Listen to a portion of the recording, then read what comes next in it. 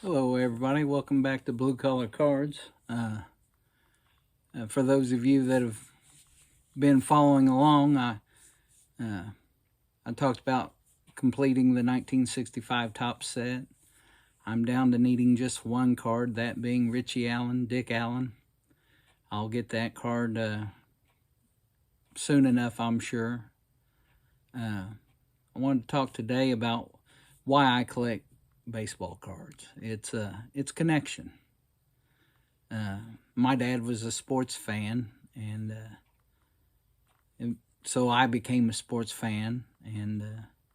But baseball games is what I enjoyed going to with him the most. Going over to Cincinnati to watch Reds games and just conversations on the trip and everything else. And so collecting baseball cards and that 65 set has helped me still feel connected to my dad's memory since his passing. And I think when we get into doing YouTube videos and in the hobby period, a lot of that is because of the connection we feel. We feel the connection with other content creators, other people in the hobby. We feel a connection to our youth,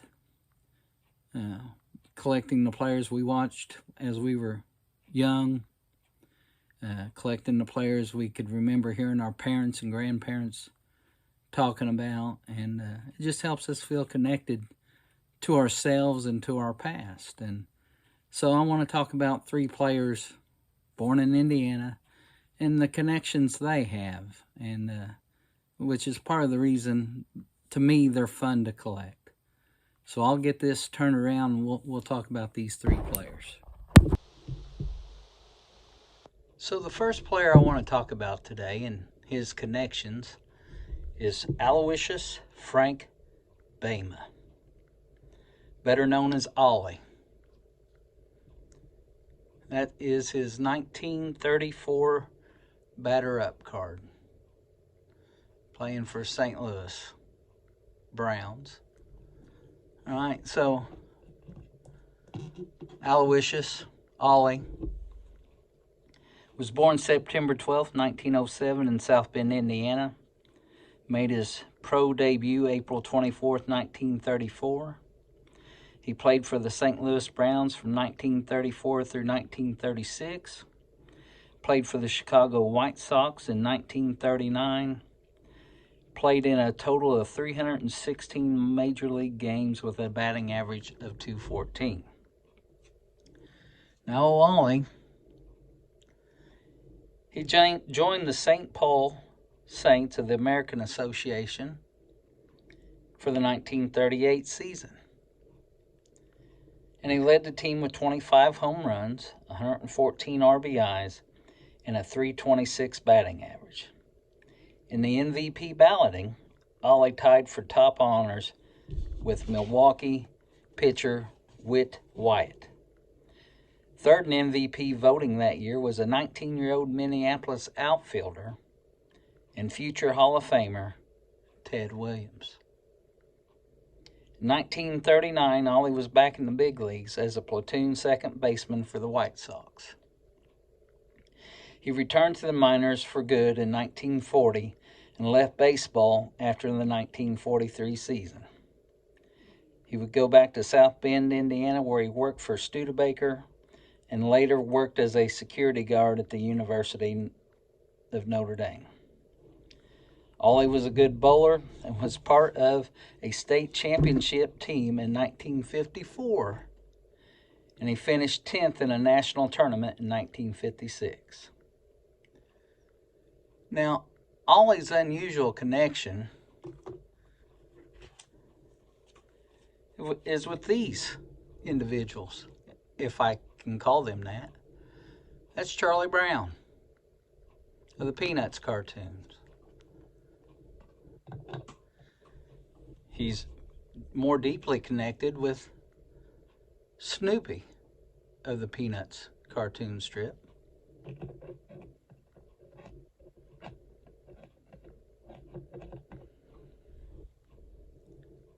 And Woodstock from the Peanuts cartoon strip. You're going to say, All right, Fat Man, how's Ollie Bama connected to the Peanuts cartoon strip? Well, in the February 21st, 1974 Peanuts cartoon strip, Snoopy the Big Beagle has a trivia question for his pal Woodstock, the yellow bird. Who played shortstop for St. Paul when they won the American Association pennant in 1938?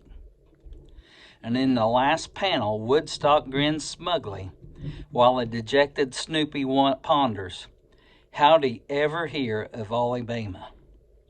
Growing up in St. Paul, Peanuts creator Charles Schulz was a 15-year-old baseball fan when the Saints won the pennant in 1938, and his favorite player was Ollie Bama. Next player I want to talk about, born in Indiana, that has connections, is this gentleman, George Crowe.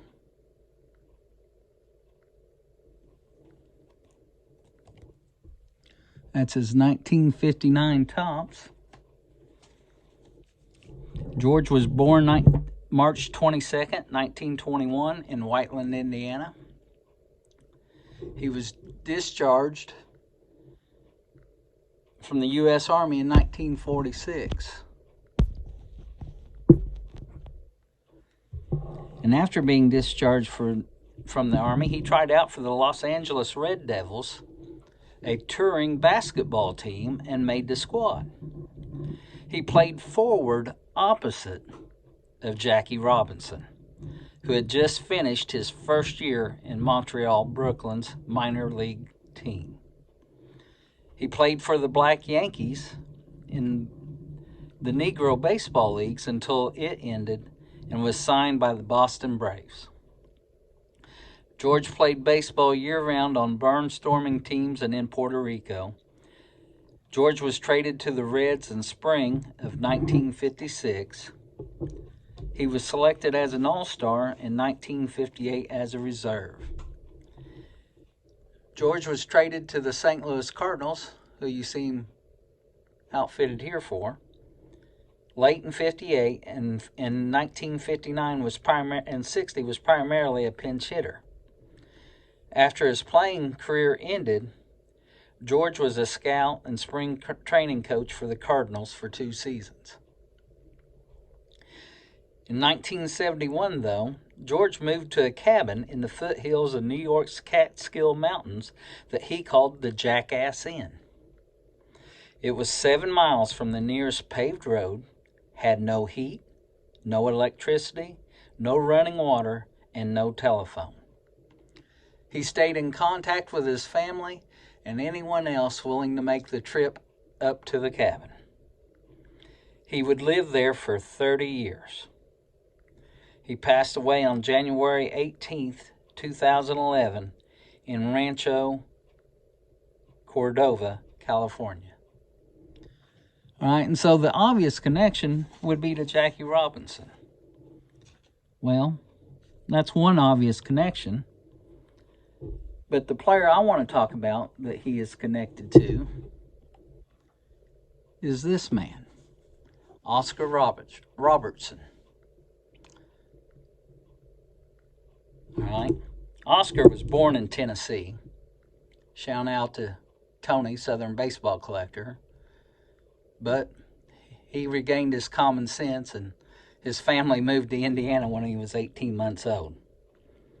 All right. Oscar played basketball at Indianapolis Crispus Attucks High School, where he was coached by George Crowe's older brother, Ray. All right.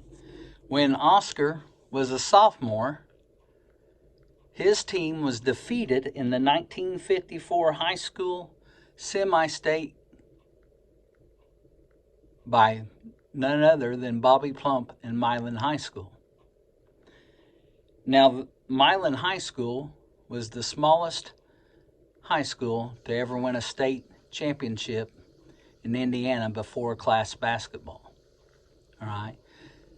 The Milan team is commemorated in the movie Hoosiers.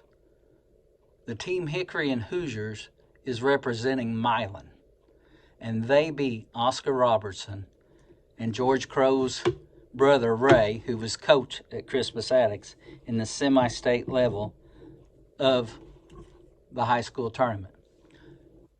Oscar was a sophomore that year. His junior year, they would win the state title, losing only one game the whole year. His senior year, they would finish undefeated, and Oscar would be elected Indiana's high school Mr. Basketball. All right. The first Mr. Basketball ever elected in Indiana was George Crow. George would tell you he was a better basketball player than a baseball player. The last player I want to talk about today has connections to a handful of other players.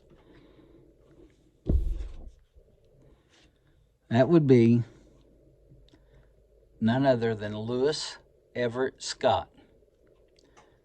This here is a 1921 E121 American Caramel, series of 80, Everett Scott. Shortstop for the Boston Red Sox, Boston Americans.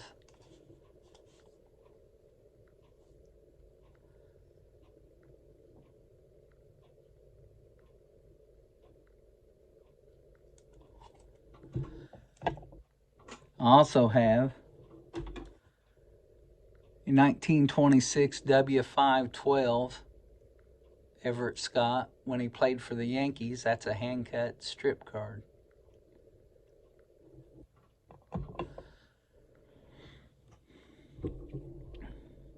Now, Everett Scott was born November 19th, 1892 in Bluffton, Indiana. On August 20th, 1912, he was signed by the Boston Red Sox. He was assigned to the St. Paul Saints of the American Association for 1913.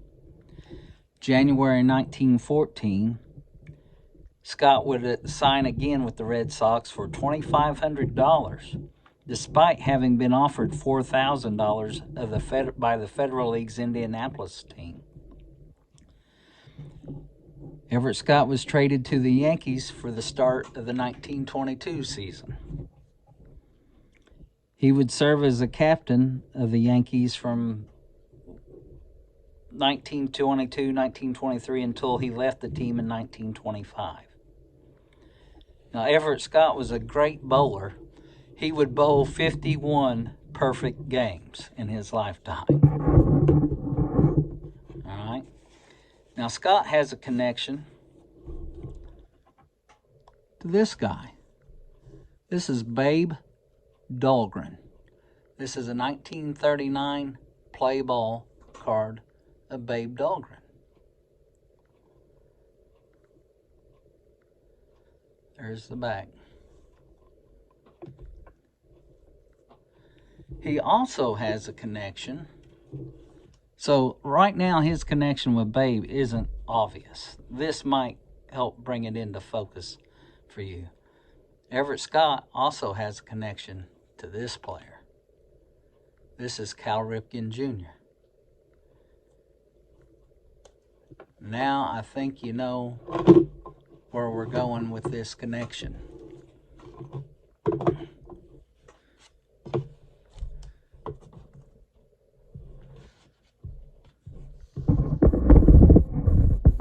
We'll get them on screen a little better. Oh, you doggone thing.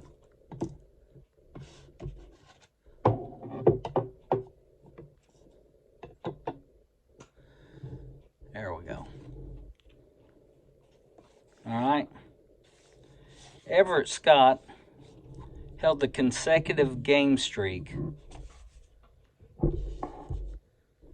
of 1,307 consecutive games played until some guy by the name of Lou Gehrig broke it. All right. Lou Gehrig started his consecutive game streak 2 days after Everett Scott played his final game as a Yankee. And Lou Gehrig's streak would last for the next 2,130 games. Everett Scott's game streak ended on May 5th, 1925, when Paul Pee Wee Waniger started for him. And Scott's last game as a Yankee was on May 30th, 1925. That was the second game of a doubleheader. Lou Gehrig's streak started June 1st, 1925. Lou Gehrig began his streak pinch hitting for Paul Pee Wee Waniger, who had replaced Scott in the lineup just a few days earlier. Lou Gehrig was replaced in the lineup by Babe Dahlgren. If you watch the movie Pride of the Yankees, that's one of the dramatic scenes. You hear the PA announcer announce, "Now playing first for the New York Yankees, Dahlgren." Lou Gehrig's record would last until it was surpassed by Cal Ripken Jr. Cal Ripken Jr. has the current all-time streak, and it sits at 2,632 games. And he has held that record since September 7th, 1995. Connections is why I collect. Connections make collecting fun when you can assemble 4 different players that have a connection to another Hall of Famer and a record. When you can connect a baseball player with a popular cartoon strip. When you can connect a pro baseball player and a pro basketball player who both grew up in the state that you live in and both have what to any high schooler in this state is the most coveted honor, Mr. Basketball. It's the connections that mean the most. Not the value, but the connections. Thank you, and hopefully the next one won't be as long in coming. I'll talk to you later. Have fun, and try to play pretty.